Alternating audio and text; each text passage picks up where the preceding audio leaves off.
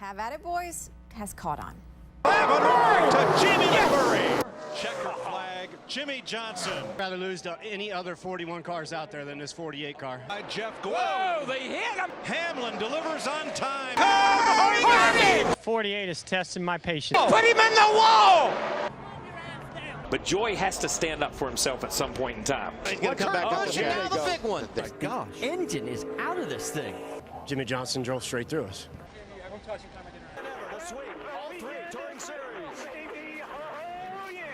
Jimmy's trying to burn him to the cords. Put up 2 nights in a row. And the two of them shake hands. Oh, And this is finish indeed. What will the headline be later tonight? Have you ever watched a television program and you vividly remember it watching it for the first time? Well, it's the year of 2010. I experienced brand new content. NASCAR was not the standard Nickelodeon Disney show. This was a competitive sport of winners and losers, but also all the passion from every NASCAR driver competing at the highest capacity series as possible. Every time I got the opportunity to rewatch the 2010 NASCAR season, I appreciated it more and more. From one of the most colorful fields, collecting my first ever NASCAR diecast from Walmart's, Target's, and Diecast Cars Now, the 2010 season will always be special to me. Mark's car is. Darrell lost a little bit getting off into turn 3. I mean, it's like laying right there on top of Dale Earnhardt Jr. Maybe just a little quicker, but not much. They were hundreds apart yesterday. Pole for Mark Martin, 47.07. 7/100ths of a second faster 191 than Earnhardt Jr. It was the 2010 Daytona 500 qualifying. What struck out to me during this qualifying session is how beautiful the cars were. But the one car that stood out to me is the car that started on pole, and it was Mark Martin in the GoDaddy.com Chevy Impala. This qualifying session made me tune into the Daytona 500. I gotta tell you, I think this is gonna be our best yet. From the intro, NASCAR on Fox was celebrating its 10th season on the program. The very first NASCAR race I watched was a banger. Mark Martin led the field to green flag. They come, boogity, boogity, boogity. Let's go racing, boys. Every car in the field was racing in pack with different lead changes, side-by-side racing. The 10-year-old me was watching the most competitive racing. I got to know brand new faces competing in this crown jewel event. The caution came out being a pothole on the track. The track officials had to clean up the pothole, and I really thought the race was going to end since the red flag took over. I ended up changing the channel to Nickelodeon to watch SpongeBob at the end of the night. The next morning I turned the TV on and SportsCenter was on. The big headline was the finish of the 2010 Daytona 500. They finally fixed the pothole to resume the race. There was this bright orange car that was number 1 that was being very aggressive to the lead. This will be the white flag. Jamie McMurray is in front to try to win the 500. This will be the last lap. Whatever happens now happens, folks. They can all wad up down here, and somebody's going to leave out that second turn to winner. Junior on the bottom with Boyer. Biffle ahead. Truex trying to get up there and help McMurray, but Boyer's right there behind Biffle in the 16. Look, there goes Boyer to the outside. Look at Junior. Come on, Junior. Come on. Can they make it to the flag? Nah, no way. They'll never get through this third turn. Junior got squirreled up right there. No, it's just perfect. He's flying through there. Dale Earnhardt Jr. unbelievably has caught Jamie McMurray as they come to turn 4. He'll have to go to the high side, though. McMurray will guard that line. Crash at the back, never mind. Green flag still out. Checkered flag in the air. The 52nd Daytona 500 to Jamie McMurray. Yes! Little Jamie, baby! That is when Jay McMurray in the Bass Pro Shops car took the lead and held off the number 88 Dale Earnhardt Jr. to win his very first Daytona 500. From that moment, I just knew the sport of NASCAR in 2010 is going to be beautiful. Following up the win with Jay McMurray, NASCAR went west for the West Coast swing. Jimmy Johnson picked up a pair of 2 wins at Auto Club Speedway and at Las Vegas. The next 2 races at Atlanta and Bristol were very competitive and chaotic. And the 99 has turned over Brad Keselowski. And we have a caution. The yellow line. That was, McMurray there we and go. Boyer get together. Kurt Busch is in it. Here we go. Another green-white checker. Mark Martin in the fence. If we got anybody left. Caution before the white flag. And you're right, Darrell. If anybody's able to get going, we'll do it again. Kurt Busch off turn number 4. Kurt Busch is going to win it for Roger Penske. The Blue Deuce goes to victory lane again in Atlanta. Whoa, Greg Biffle, Mark Martin in the 5 car. Mark got in the outside wall hard. They got hung. Oh, no. Here we go. Montoya piles in. 47 car. Edwards is in it. Keselowski misses it. And what did Harvick just do? Like Jimmy Johnson says, I'm good on the short run. They're going to get 4 tires. No other adjustments to that 48 for Jimmy Johnson. For 2 tires, the driver, Kurt Busch, said 4 all the way around, so they quickly got the left side tires. Remember, this crew has been flawless today, but a 4-tire change is going to take some time. But it's the Biff at the front of the line with Matt Kenseth, then Edwards, Stewart, Busch, and Johnson. Well, it's Bristol, baby. Here we go. 10 laps to go. Green flag. Great start by the 16, and the 17 didn't quite get going. Whoa. The Edwards 99 stuck his nose in there. There comes Kurt Busch up on the outside of the 99 Carl Edwards. Earnhardt tried the high side, but that was occupied by Busch. Boy, look at that 48 car. We know he is good with new tires for a short lap, short run. This could be his cup of tea. He's going to try to take it 3 wide off, too. He has to back out. Biffle and Stewart side by side. Tony Stewart trying to win it from the bottom. And where did Stewart come from? All of a sudden, he's got a shot. Tony Stewart's working at bottom. Johnson's faster. He just can't get by him. There'll be 7 to go next time. 48 car is looking pretty daggum good right here. 7 to go. If 48's got to get by the 16 if he's going to have any shot in it. There you go. Now he's got the 14 now. He'll drive right by him. Kurt Busch moves up to 4th. If he's going to pass him, he'll have to do it on the high side. Looks like he's going to do it. He's got him. He got all the good breaks. He got by the 16 when he needed to. Oh, yeah, babe, bring it home. Clear. 5's going to be out of your way when he gets there. Here he comes off of turn 4. Checker flag. Jimmy Johnson scores his 50th career Sprint Cup win. Yeah, we were solid all day. We just got beat at the end on luck of the draw on restarts. That's what our sport's about. It's just random luck on which lane's going to go. But I don't know. I'd rather lose to any other 41 cars out there than this 48 car. I thought we had him beat. I gave it my heart today, but to come up short, it's all right. We did good at Bristol. I'm happy to have Steve Addington on my team. He's really making me believe the Busch brothers can't drive. It's all about Steve Addington. So great day for our Miller Lite Dodge. It's a shame we didn't bring it home for a victory. We're really good here at Bristol. We're not so good at Martinsville. So hey, it's all right to finish third. So far, so good. That's how most teams were feeling after this week's spoiler test at Charlotte Motor Speedway. But after 2 days of making solo runs on the track, drivers say the true test will come when they're actually racing.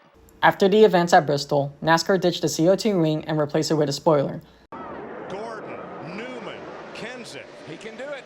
Cut down if he can get down in that hole right there. Looks like Kenseth's going to shut the door. Gordon walks up the racetrack. Here comes Kenseth to the inside with Hamlin following. Everybody bumped everybody. Here comes Logano. Hamlin inside. Jeff Gordon. Kenseth overcomes the corner. Here comes Hamlin. It is Hamlin. Denny Hamlin and Joey Logano take the white flag. The next flag ends it. Well, Larry. 3 wide into the corner behind them. I guess we'll be heading to victory circle. About 5-0 to 20. Oh, Lordy, what a mess. Never would have thought it. 2 of the Gibbs cars are going to end up 1-2. Denny Hamlin, Joey Logano, what a Jeff call. Gordon, then Newman, Truex. What a call. The first race with the brand new spoiler, Denny Hamlin won at Martinsville. At Phoenix, Kyle Busch lost the race on a bad pit stop to Ryan Newman. The Texas race I missed out watching since it was postponed and it was held on a Monday. This race had chaos all over it. Cars are not going quite as deep, Jeff Gordon, as that 48 car is going in the corner. 48's a little tight getting in. You can drive it in a little bit harder if it'll stick. But look at the aggression and the drive shown by Jeff Gordon. Whoa, they hit, I'm telling you. I don't know if he has the best car, but Jeff Gordon has the drive to win this race. 4 times a little upset. I guess they thought you got into him, I guess. Oh, he's treated different than everybody else.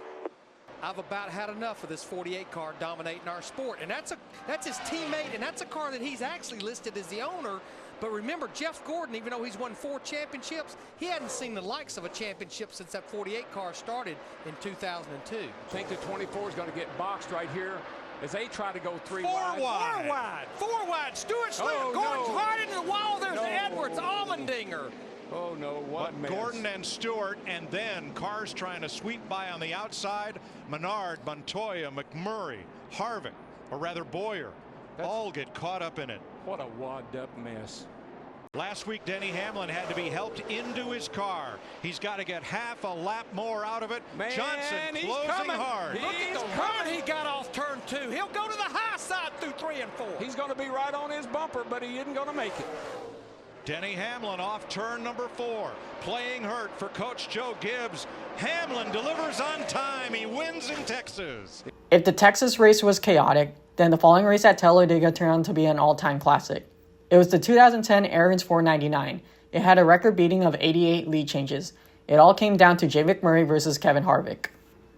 Doesn't have to worry about that third-place car of Montoya. He probably will try to make the move, although I don't know if it'll do him any good or not. Last chance through the trial. Here he comes! Here they come!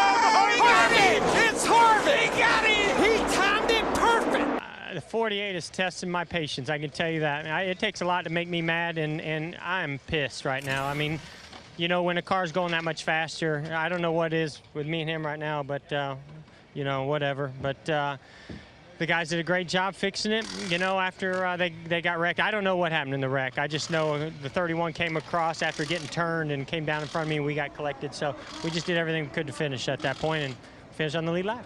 The following race went to Richmond. This is where I found out my favorite driver. It was the M&M's Toyota Camry of Kyle Busch that started on pole. It was a battle of Kyle Busch being very dominant, leading over 200 laps, but with 5 laps to go on a restart, it was Jeff Gordon that was leading.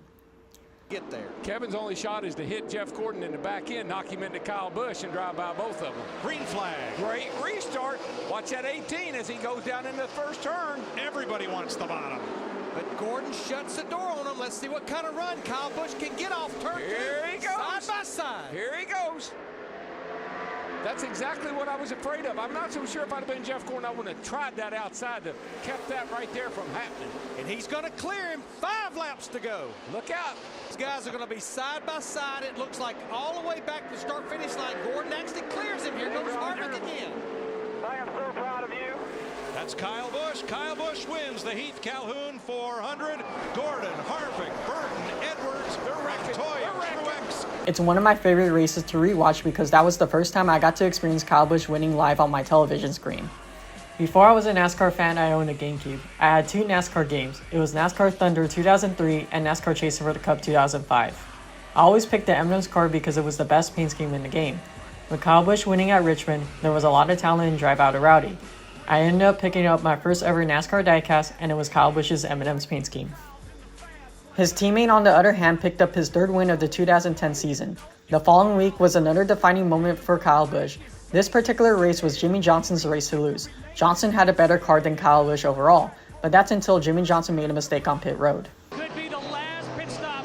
This is where the tire changers like Lingerfeld and Jeremy West earn their money. Could this be a championship stop? Chassis adjustment. Tires also for Jimmy Johnson, Matt. And they only need 1 can of fuel. They're going to go 4 tires. That was a call by Kyle Busch. Chassis adjustment also completed by the 18. As Mike mentioned, like in a rebound here, it's going to be a great battle off pit road. The 48-18 side by side as the 39 hits his box. Boy, when the leaders came in, everybody came to pit road. But look how Kyle Busch accelerated before that 48 car. It looks like he's going to leave pit road with the lead. But it may not matter. The 48 car exiting Jimmy Johnson.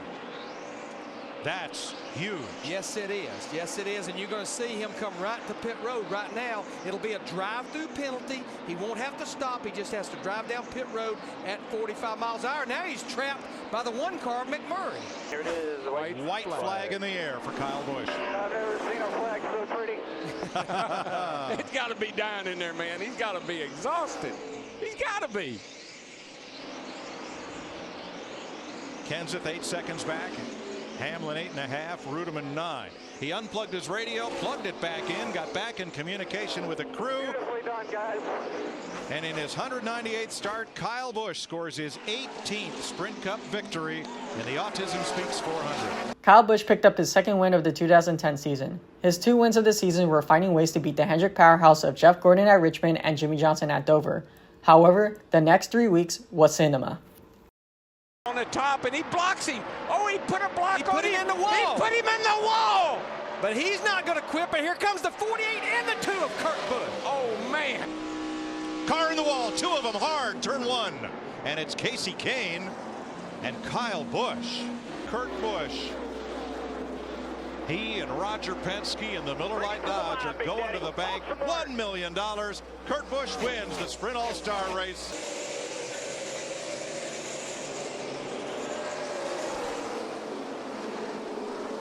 Three wide, close quarters. Who's in the middle coming forward? That'd be Kyle Busch. But look at Jeff Burton in that 31 car. He got bad loose on the high side. He's going to go way back, and now here comes Kurt Busch in the 2 car. She worked the end, Mike. Because we just made a clean sweep of their checkbook. Roger Penske prevails. Kurt Busch wins the Coca-Cola 600. That's, oh boy. I don't know if that's... Jeff Burton and Kyle Busch. Harsh words. And all in one direction. Whoa, you don't see Jeff Burton get mad like that very often.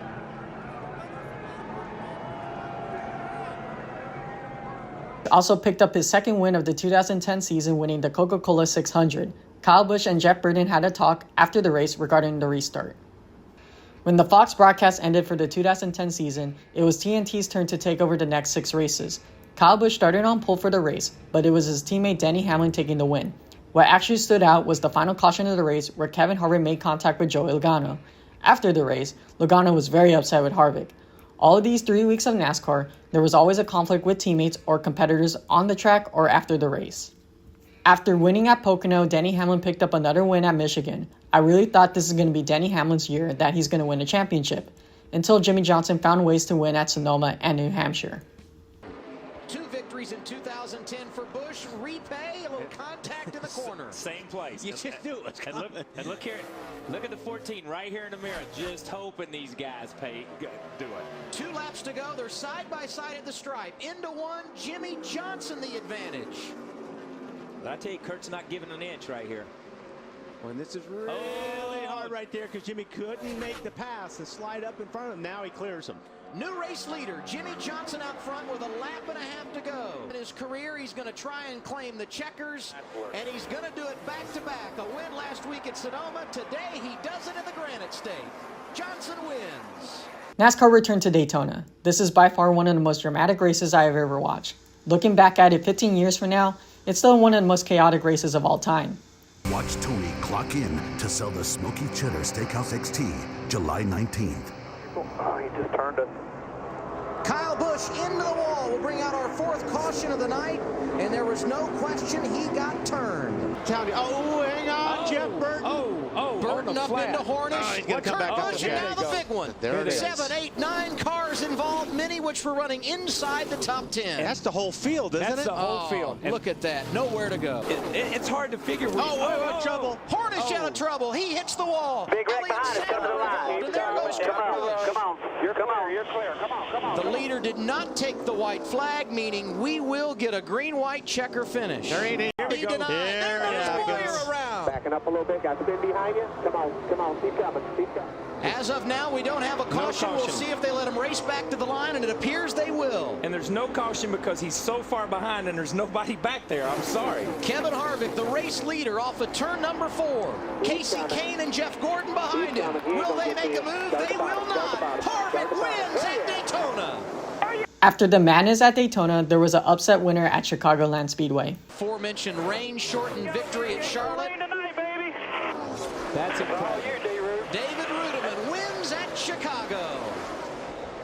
NASCAR headed to Indianapolis and switched networks from TNT becoming ESPN. Some things that stood out in this race is Kyle Busch spinning out on lap 1 and finishing 8th in the race, while Pablo Montoya having a very poor pit stop strategy and colliding with Dale Jr. to end his day. But it was his teammate Jimmy McMurray that ended up picking up the pieces and won his first ever Brickyard 400. Jamie McMurray is going to win Daytona and the Brickyard 400 in the same year. NASCAR returned to Pocono, and there was a lot of boys have at it in this race. But the one part that everybody's going to remember is Elliott Sadler crashing at Pocono with his engine torn off. Guys down the stretch, look out, trouble, Kurt's into the wall, Boyer's in it as well.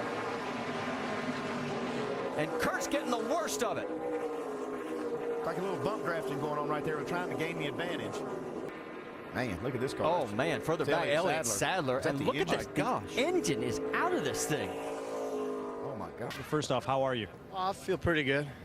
What happened? Got wrecked on the straightaway. How did it happen? Jimmy Johnson drove straight through us. Okay. Thank you, Kurt. Obviously, Kurt very upset with the decision. Okay, I'm a little sore, I think, from where the belts grabbed me. It knocked the breath out of me pretty good, but definitely the hardest hit I've ever had in a race car. But, you know, these new cars are built to be safer, and, you know, if I can get out of that and walk through that, I think, you know, it did its job. So not sure what happened. I know some guys got spun out or moved around up in front of us, and I saw some smoke, and everybody started checking up. I checked them. Whoever was behind me did not run in the back of us and knock me down through the grass. So not the day we wanted to have with the U.S. Ford, but it's just a tough day. Greg Biffle is going to bring it home and give Jack Roush his 4th win here at Pocono as he crosses the line and wins for the first time in 65 races. After 2 bad weeks, the target machine of Juan Pablo Montoya emerged at the Glen. I also remember that race that Kyle Busch had a really cool paint scheme. It pitted during the pace laps and finished 8th in the race. NASCAR also returned back to Michigan with Kevin Harvick winning, and then there was this. As that car goes around to the outside, it kind of sucks the back end around. It gets into Ryan Newman and sends him spinning. Learn how to drive. All right, I'll guarantee you. I won't touch you. Time I get around. Don't touch you. Don't touch me. On a hot Saturday night, the lights are on for Bristol. The headline was Kyle Busch picked up the win in the Truck Series. After the Truck Series victory, in the Nationwide Series, picked up another one, including taking out Brad Keselowski, sweeping the weekend and making history. Brad Keselowski, driver of the Penske Racing Dodge.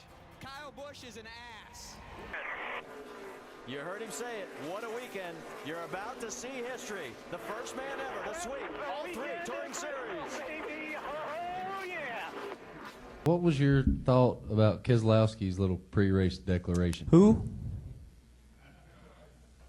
Brad Keselowski? Yeah, I don't know who you're talking about. Okay. He drives the number 12 car. I saw it, but I passed it. Tony Stewart grabbed his first win in 2010 at Atlanta. The following race was the final race of the regular season. He will take over that spot with the 10 bonus points. Down into turn number 3 for the last time. Matt Kenseth right in front of him there. And around the corner, and he'll be looking at the checker flag for his 6th win. The contenders I felt strong going in for the 10-week chase for the Cup were Denny Hamlin, Jimmy Johnson, and Kevin Harvick. With Hamlin and Harvick looking for the first Cup Series title, Jimmy Johnson was looking for his 5th historic title. Although I was a Kyle Busch fan, he had 3 wins in the 2010 season. I felt with the summer months of Michigan, Sonoma, and Daytona, I wasn't too sure that championship number 1 will be Kyle Busch. In the first round of the chase, NASCAR returned to New Hampshire. Clint Bowyer ends up picking up the win. I was excited about Bowyer winning. A new winner to start off the chase. What could go wrong?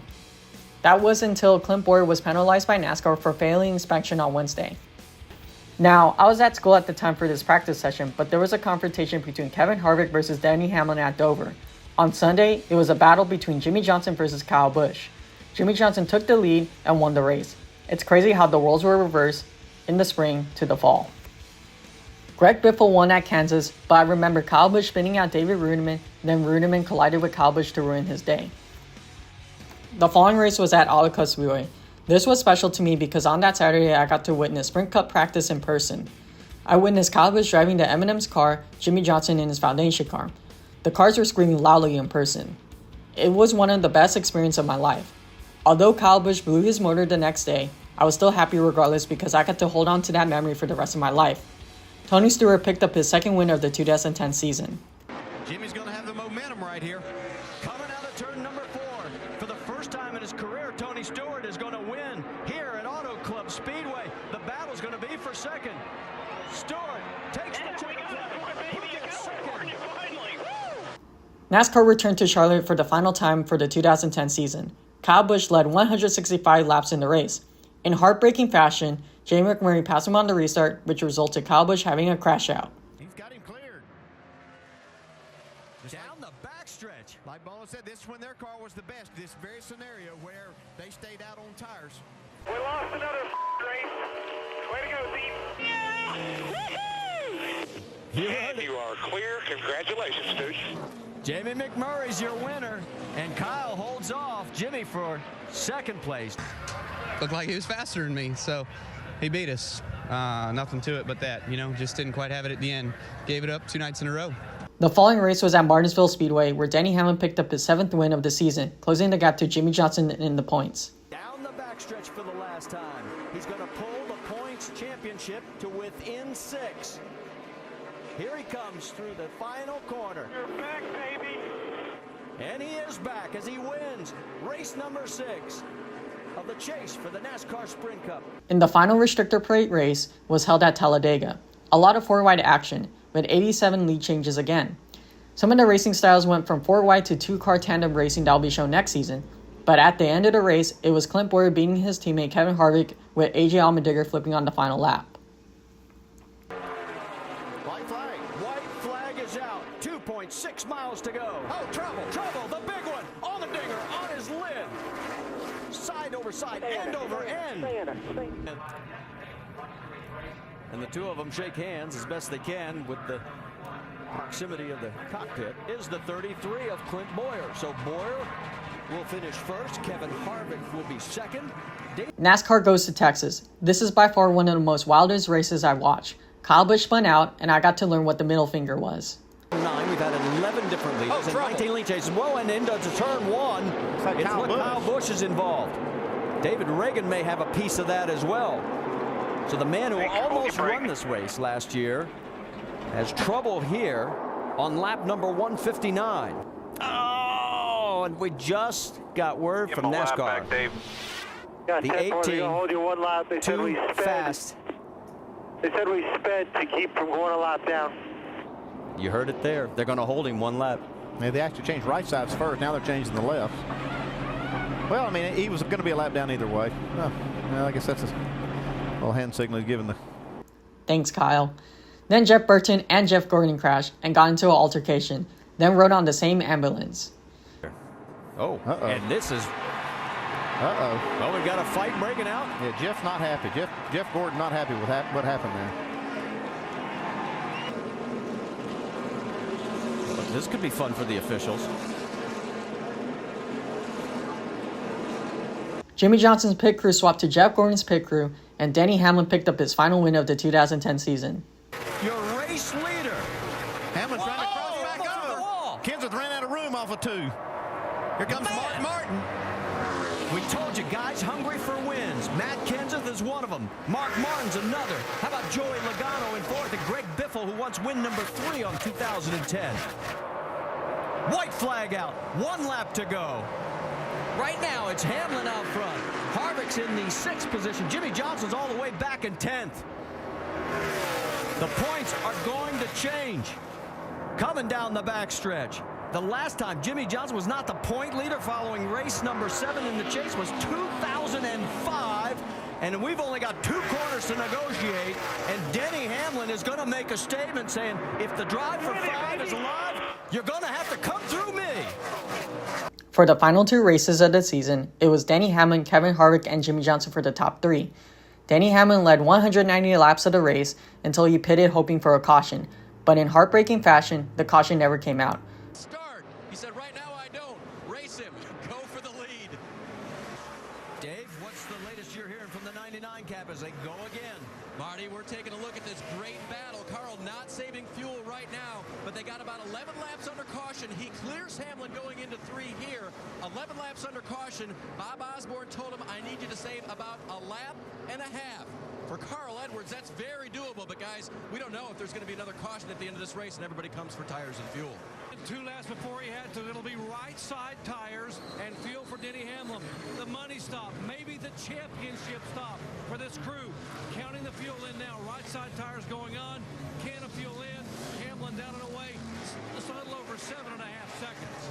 You heard it. Montoya has run out of fuel, but here comes Carl Edwards. He's done it. He swept the weekend. And now, who's going to end up ahead in the chase? There's Jimmy. Here comes Harvick. They're both heading for the stripe.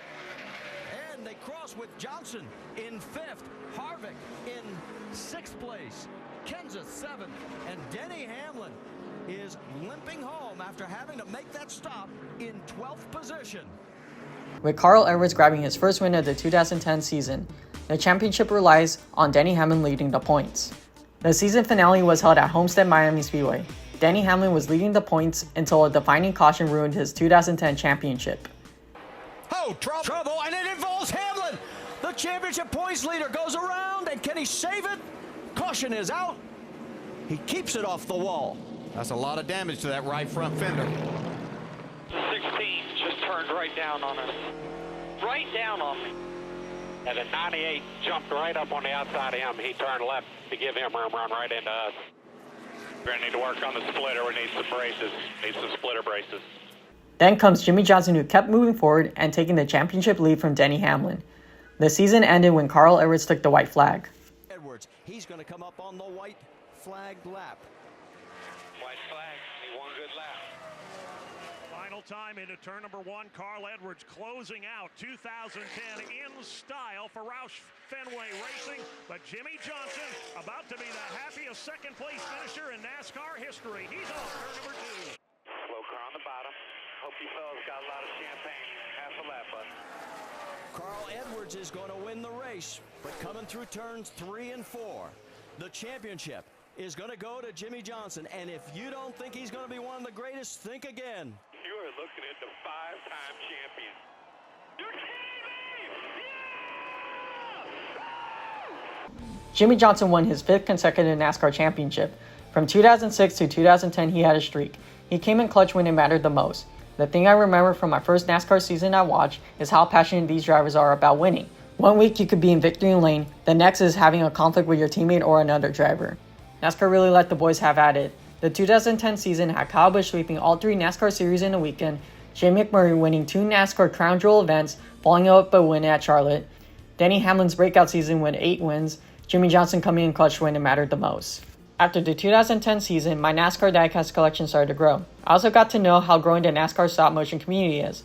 You always remember the first time you watched something and you fell in love with it as the years went by.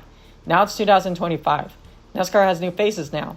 Kyle Larson, Christopher Bell, Ross Chastain, Chris Buescher, and the guys that are still in sport from the 2010 season, Kyle Busch, Brad Keselowski, and Denny Hamlin. The drivers I grew up watching are either retired or still in the sports. That is why NASCAR will always hold a special place in my heart.